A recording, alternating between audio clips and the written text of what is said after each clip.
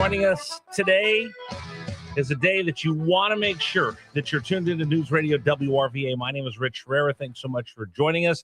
Today on the program, we've got a lot to get to this morning. Now, I told you this. Coming up 7 o'clock, I have an exclusive interview with a former CIA case officer. Did the same job that Abigail Spanberger did. So many of you have emailed me since the governor's race, even before the governor was elected, saying, you know what, I don't trust her. She worked for the CIA. There's so many different people, have so many different things to say about her.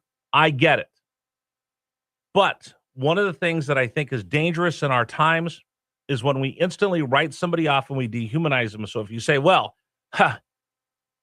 she's a CIA case officer, she can't be trusted. Well, you just dehumanized her. Instead of actually looking at what she's doing and holding her accountable, you just automatically write her off from the jump. That's not fair. And when we do that, then we don't actually get to have real discourse. So here's what we're doing. This gentleman wrote an op-ed piece. He was a longtime Virginian resident, and he wrote about his thoughts when it comes to the governor. I said, great. Can you come on and let me ask you about what it means to be a CIA case officer? You're not James Bond. You're not going in undercover, and you're not fighting this or that or everything else. I don't know enough about what CIA case officers do to make any kind of judgment or opinion known on the radio. So I asked him to come on the show with us, and we're gonna hear from him at 7 o'clock today here on the program. So if you have a friend, and you've often questioned, and I know by our audience that a lot of you have, we're going to go above and beyond, and we're really going to break down what CIA case officers do, what tradecraft is, how they are taught, and the ethics that go along with that great power of being a CIA case officer. That's coming up on the program in just a little bit. You don't want to miss it. So again, tell all your friends that they need to make sure that they tune in today to Richmond's Morning News as we walk through that with you. And then you can have a conversation, a real conversation about what CIA case officers do and what they don't. So that's coming up at 7 o'clock today. Again, you don't want to miss it. Now, big story of the day, big story of the day, playing out throughout the front pages of every newspaper in the country, what happened in the Supreme Court yesterday. So in Louisiana, there are two districts that are majority. I want to make sure I get this right because I've heard it both ways, that are majority minority. Sometimes I get that backwards, which means the preponderance of the people that live there are minorities, either Black, Latino, but it's to make sure that you have some type of representation for minorities in voting. And this comes after Jim Crow, segregation, and the Civil War. I would think it was an important piece at the time to make sure that everybody got to have a say in who we send to office. So yesterday, the Supreme Court listened to it, and they ruled that you don't have to have majority districts that represent people of color, African Americans, Latinos, and it has thrown everybody into a tizzy. Now, we can have that debate. Do we need to still in this day have districts drawn up specifically to enfranchise minorities? We can have those talks all day long. But I'm going to go a little bit different because we've been talking about disenfranchisement down here in the Commonwealth of Virginia for quite a while. We've been talking about it when it comes to our redistricting maps. And this is one of the things I brought up. I don't think many other people brought this up. I did because I was down at the General Assembly building and I heard A.C. Cordoza talk about this. He pointed out the fact that there are two districts in Virginia that have a majority of the people that live there of people of color. Same way down in Louisiana, you had a district that was represented by people of color. So what happened? Here in Virginia, those no longer exist because of the gerrymandered map. In Louisiana, they no longer will exist because of a Supreme Court ruling. Now, interesting, the hypocrisy of the reaction for both. Dave, if you wouldn't mind queuing up Hakeem Jeffries reacting to the Supreme Court. And again, he pulls his act once again of so-called this, so-called that. You know, he attacked Caroline Leavitt the day that she left on maternity leave. The so-called White House press secretary. No, that's her job. The so-called this, so-called that. So now he's going to try to demean and dehumanize the Supreme Court by calling the so-called Supreme Court. Listen to Hakeem Jeffries and his ranting and raving about losing a majority-minority district in Louisiana. And now we're at a point where affirmative action is gone, diversity is gone, equity gone, inclusion gone, racial tolerance gone, the Voting Rights Act largely gone. But guess what, extremists? We're still here. That's right. And we're not going anywhere. And we believe in this country. That's right. Not a perfect country. So that's Hakeem Jeffries ranting and raving, going on, and he had a bunch more. They're calling it a crisis now. So the Supreme Court of the United States rules on Louisiana, and suddenly this is an assault on minority representation. We hear it from Hakeem Jeffries, loud and absolute, urgent. This is awful.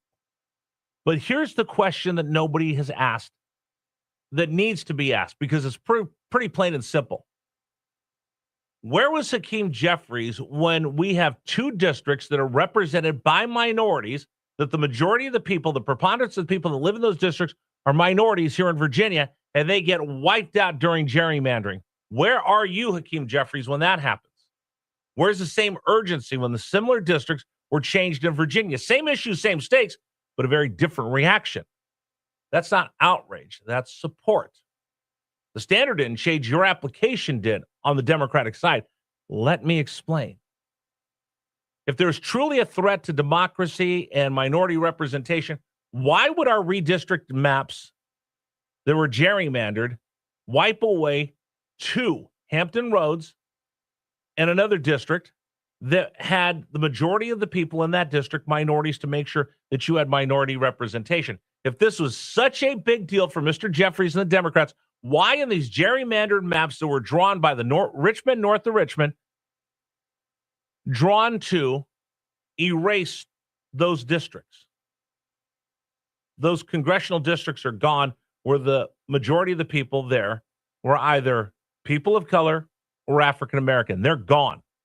And Hakeem Jeffries, if you're going to stand and scream about what happened in Louisiana because they wiped away that seat through the Supreme Court, why is it you spent $38 million, Mr. Jeffries, from the Democrats? Why did the Democrats spend $38 million to do the same thing in Virginia, and you called it fairness? You see the hypocrisy?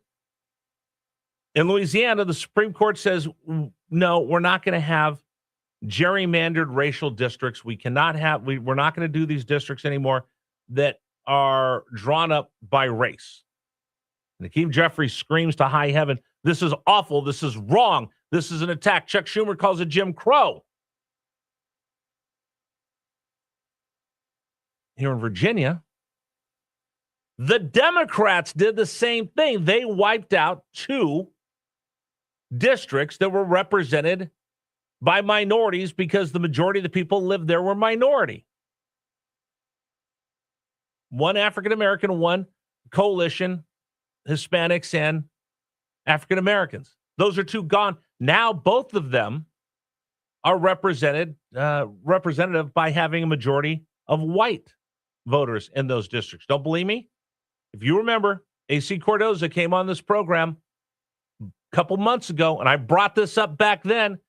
He was a guest on the show, and I actually have the clip. I got the receipts. We brought it up way back then. Here's AC Cordoza. He was at the General Assembly building. They had a press conference. I attended because I spent a lot of time down in Capitol Square to get the answers for you. Listen to the question I asked him about minority representation in Virginia when it comes to gerrymandering. Since you're coming out against the maps as they stand now, have you asked, has anybody let you know who exactly drew these maps? Where did they come from? There's some late adjustments that was going through the governor's office and the caboose bill. Who drew these maps? Who made the adjustments? What were the intentions of how these districts are drawn? And that's a question I would love answered. I'd love to know who drew these maps, because they seem to be drawn for at least two specific people. and which is horrendous of a thing to do, especially when the people of Virginia have overwhelmingly voted for this kind of gerrymandering to not happen in our Commonwealth. Overwhelmingly. So for them to go and try and temporarily, which is, I don't even know the constitutional math of how that works, to temporarily undo a constitutional amendment that was overwhelmingly supported by the people of Virginia, to then disenfranchise voters and then rip apart two minority majority districts in doing that.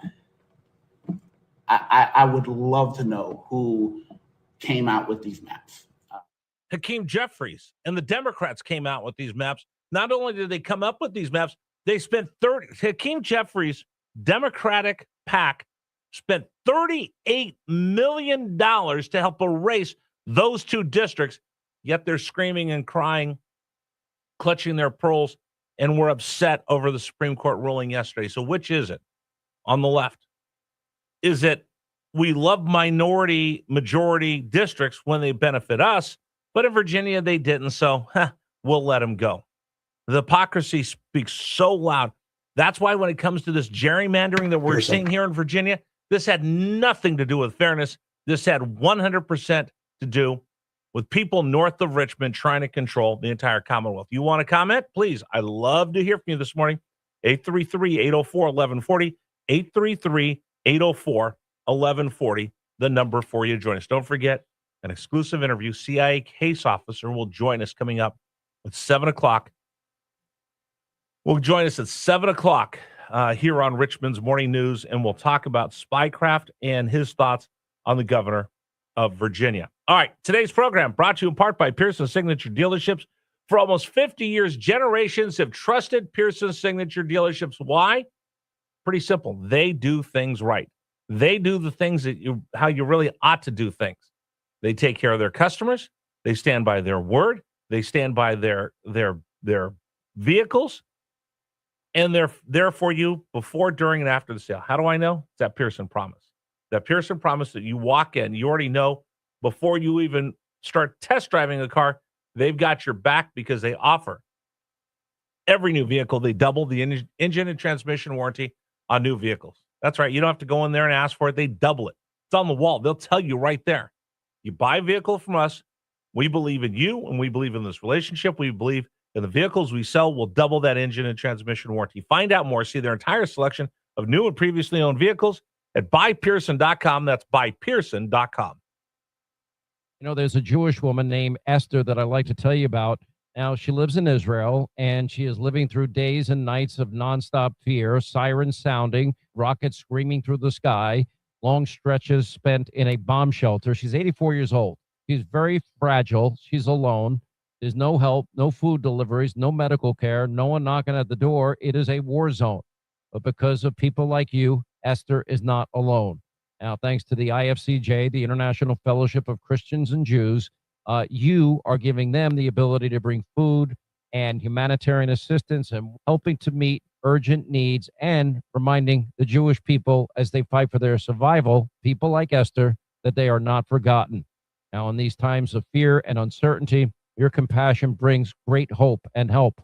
Don't wait. You can donate over the phone, 888-488-IFCJ, 888-488-IFCJ. Online, it's ifcj.org. Absolute Exterior Concepts, decks, roofs, additions, and more. Build better. Visit AbsoluteExteriorConcepts.com. Download to see if you qualify. Not all customers will qualify. Transfer fees may apply. No Albert subscription required. Albert is not a bank. Albert Instant Loans are issued by FinWise Bank, member FDIC. Not an actual client. Terms apply. Kylie, what's wrong? I just got hit with a car repair bill. I'm behind on rent, and I feel like I can never save any money. Have you tried the Albert app?